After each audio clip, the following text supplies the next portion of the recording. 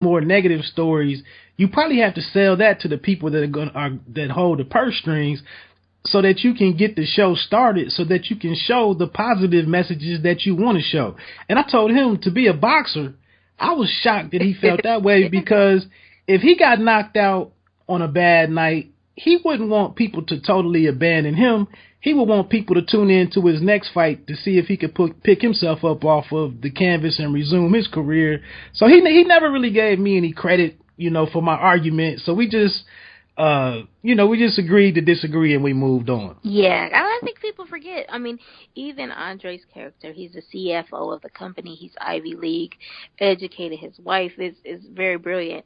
So they all have their own success in each right. So not everybody is just hood or whatever, have you. So. Now, you just mentioned Andre and his wife. Now, they may have had one of the more interesting arcs on the show, their relationship.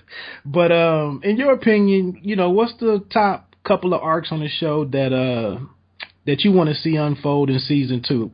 Sure. Well, like I said, I do want to see more of Andre's character and see how that's going to play out. I think even the audience kind of did Trey Byers, how his character is done in the show. You kind of forget about him, but he's really a good actor. So I'm looking forward to seeing what's going to happen with him having killed Vernon and him having the bipolar and now a baby's on the way. So I really want to see what's going to happen with that. I think he did a really good depiction of bipolar disease, so I'm interested in seeing that, or even his backstory a little bit. I'm really excited. I really want to know. I don't really like Lucius that much, but I really want to know why he is the way he is. Like, how did he get to be just this asshole? Like, what made him that way? So I'm interested in that. And then I really like Cookie's character, so I'm excited to see her playing with Adam Rodriguez, and there's some really great people coming into the show. So I'm excited to see what happens with that. So what subject or what arcs or which characters maybe didn't work for you in season 1? What I didn't like in season 1, I probably, I really didn't like Ryan too much. That was Jamal's second boyfriend. Yeah. Because he, when Jamal kind of said he wanted to have, I liked Michael's character first off, but when he said, he was going to raise his daughter or whatever, then he was like, oh, well, I'm going to leave you. And then as soon as the daughter turned out not to be his, then he was back in the picture. I'm like, no, that's not how it works. So I'm glad. I think he might be gone because I see that Michael's character is going to be back in the show. So hopefully he's not there. And then I also, again, kind of with the whole Jamal thing, he was kind of supposed to be the moral piece of the show. Like, oh, this brave gay guy who's really, sweet and stuff like that, but he flips so quickly when at the end of the season where he's ready to kill that guy and turned on his mother, and even though he knows that Lucius is no good, and it's like, I understand that you want that father's love, but at the end of the day, he's no good. So I didn't really like how they kind of made Jamal really to be kind of this not that greatest guy, and he really flipped so quickly. Yeah, I thought that it's great that you brought that up, because I was very critical about how Jamal went from the high moral, the guy with the moral compass, the one guy on the show with that, and then just because they dangled some power in his face, 2 minutes later, like you said, I think it was Beretti that he was dangling over the rail. Yeah, exactly. So I thought they handled that a little poorly. And then I'll be honest, and I probably need to stop singing this and being so critical of this, because it probably just flew over most people's head. But I just felt like with my understanding and following of the music industry for the past 20 years and seeing the state that it's been in the last 10 to 15, I just didn't think it was any way in the world that a music label or record label would be trying to launch, an IPO and go in public. I just thought that aspect of the story, while maybe I don't even know really why it even was necessary, but it just seems so foolish to me But like I said, I may be the only person in the country that felt that. I think that's more of the soap opera-esque portion of the show because it's not that realistic, but I guess it's just kind of more for the drama piece of it or whatever. So, but yeah, I agree.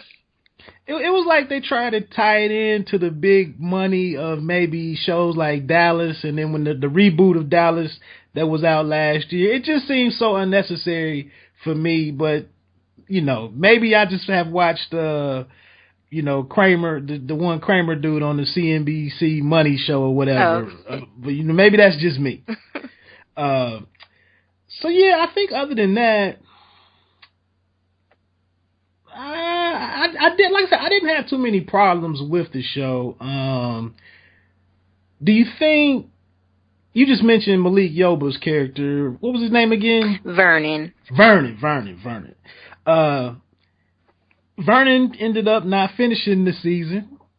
He kind of left abruptly. I kind of liked his role because he kind of balanced out the hatred, you know, the disdain that I have for Lucius. Yeah. So I thought he was in a good place. And then I also didn't understand, I thought another character I thought they moved on too quickly or mishandled her development was Jennifer Hudson's character.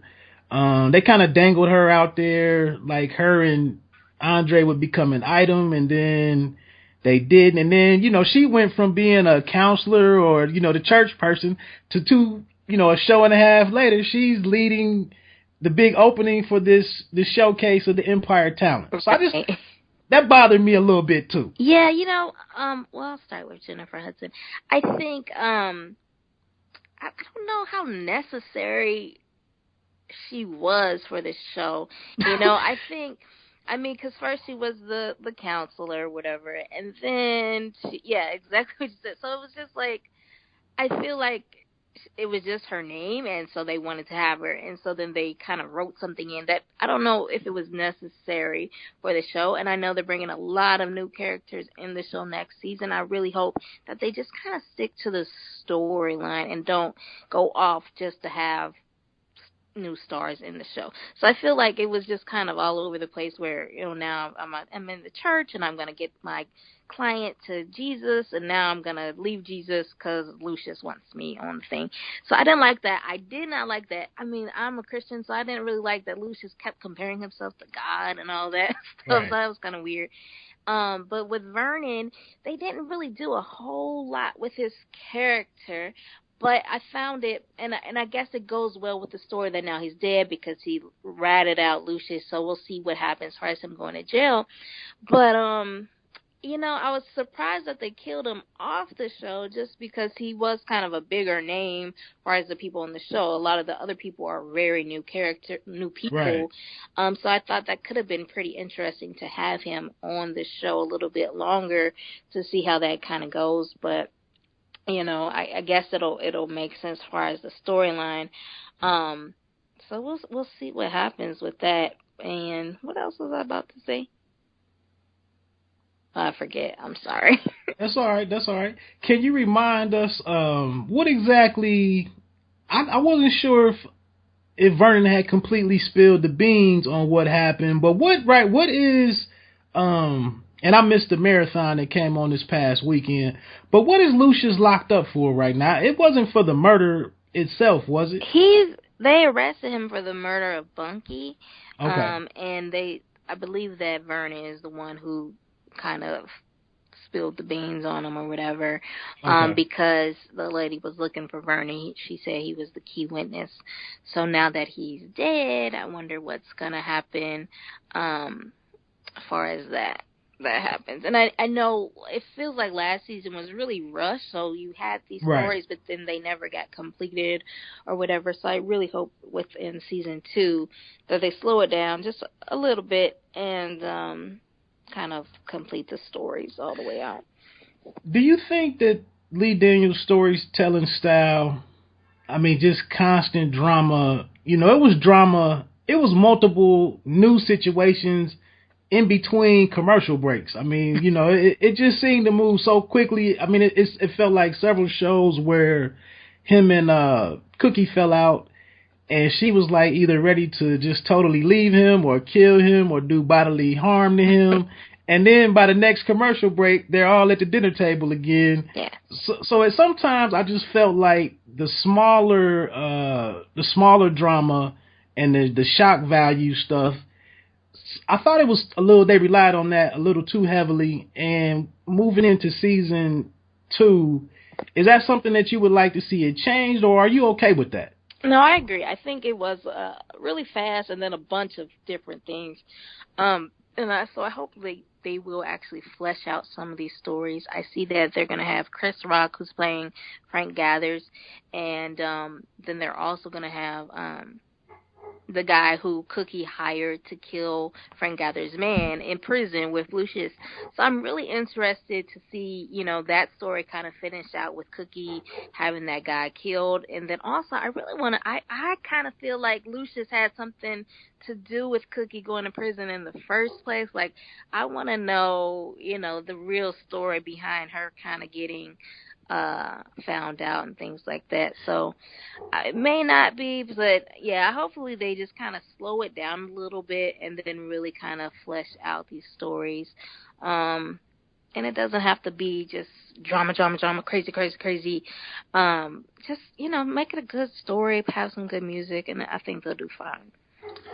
Do you think the music was kind of unfair amongst I probably would say amongst urban audience or black people more so? I felt like a lot of shots were taken at the music, and but then ironically, some of the music has done well as far as charting on Billboard and whatnot. But I just felt like people ignored the fact that how much time do they have? Does Timberland really have to flesh these songs out and make major, really believable songs? Or, you're under the pressure of, we got to shoot this scene or we got to get ready for the season. Yeah. I mean, I have time to make this R&B song that fits into the current R&B that's, the real R&B in the world. Did that kind of wear on you a little bit? Yeah, I mean, I totally understand what you're saying. I think the music was fun. Not necessarily, I don't know. It's not necessarily something I would have originally purchased or anything like that. I don't I don't think that they're the greatest singer. Like, I think V. Bozeman is amazing. I think Soraya is a pretty cool pop star, but I don't necessarily, Jussie is good, but he's not great to me, and Yaz isn't that great, and then of course Terrence isn't that great to me either. But I think it's just I think it's like that soap-esque, I don't know. I think it's just kind of fun music, but not necessarily that believable to me, like if it were like a Jay-Z or Kanye, you know what I mean? Somebody who's like really in the industry. I think it's just it's a part of the show and it's important. It's really awesome that they've done so well, just in actual real life. But yeah, I kind of agree. But hopefully, I think next season is going to be better. They're bringing on Neo, and hopefully they'll bring in some more like real legit singers and things like that. Or hopefully the singers now will improve since this was like their first kind of gig or whatever. Yeah, sometimes I get a little. I just did an R&B episode a couple of shows ago. Actually, that may have been my last show. No, it was 2 shows ago. Me and a guest talked about soul music, R&B, what we consider real R&B. And one of my things was, one of my pet peeves has been like the disappearance of males with more huskier, more deeper voices. And, Jamal kind of falls into that baby voice, softer voice, and that really just doesn't work for me. Mm-hmm. Yeah. I agree. And I know that Tyrese is supposed to be coming on the show. So right. Hopefully that'll bring a little bit more R&B actually to the show. Because I don't feel like a lot of people call it like a hip-hop drama, but I feel like it's more kind of like pop Glee-ish type music for the show or whatever. So right. So you've mentioned a couple of newcomers, and I don't know who all of them are. I just kind of been following your tweets and some of Charlie's to kind of stay up on it. I saw you guys mentioning Vivica Fox, maybe. Yeah, she's coming in. They just announced it yesterday as Cookie's sister, who may be causing some troubles, some problems for Cookie. So